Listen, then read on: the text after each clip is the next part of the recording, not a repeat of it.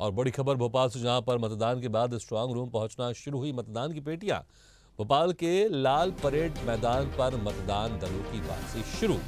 EVM machine में प्रत्याशियों की किस्मत बंद। 3 दिसंबर को आएंगे चुनावों के परिणाम। स्ट्रांग रूम पर पुलिस प्रशासन का पहरा। तो ये बड़ी खबर आपको बता रहे हैं।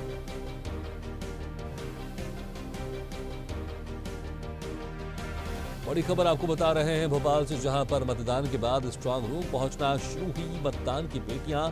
भोपाल के लाल परेड मैदान पर मतदान दलों की वापसी शुरू। ईवीएम मशीन में प्रत्याशियों की किस्मत बंद। 3 दिसंबर को आएंगे चुनावों के परिणाम। स्ट्रांग रूम पर पुलिस प्रशासन का पहरा।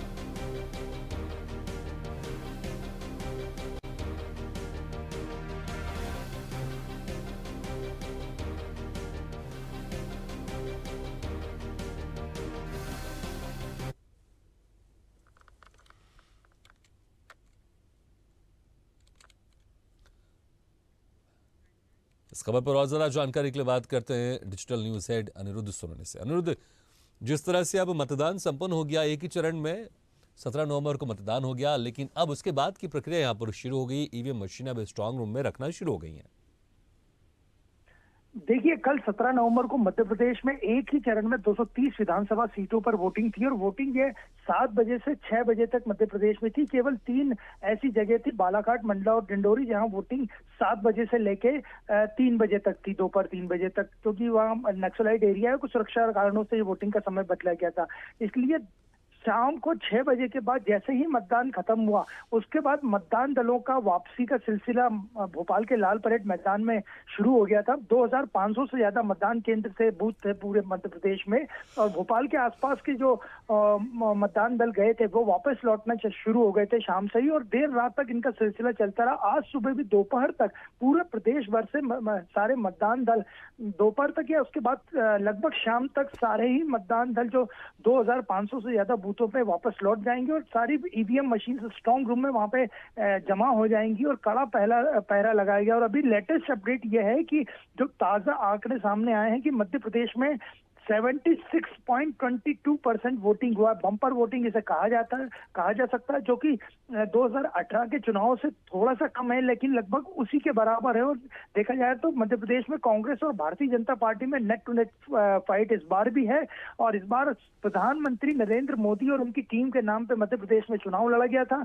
तो आज से ये मतदान दल वापस आना शुरू हो गए। अब 15 दिन तक ये सारे ही ईवीएम मशीन पुलिस के कड़े पहरे में स्ट्रांग रूम में रहेंगी और पुलिस के साथ राजनीतिक दलों के प्रतिनिधि भी स्ट्रांग रूम के आसपास निगरानी के लिए मौजूद रहेंगे।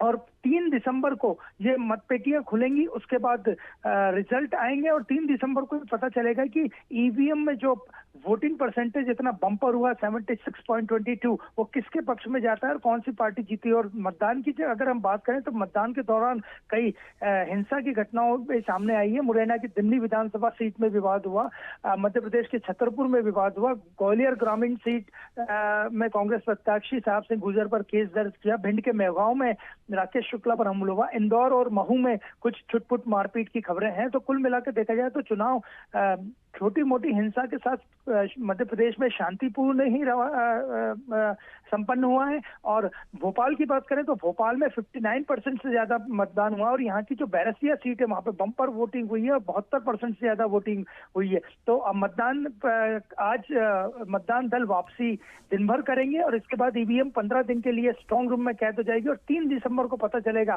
कि इस मतदाताओं ने भारतीय जनता पार्टी या कांग्रेस किसके पक्ष में ज्यादा मतदान किया है और किसकी सरकार अगली बनेगी। बिल्कुल अनिरुद्ध, बहुत बहुत शुक्रिया इस तमाम जानकारी के लिए।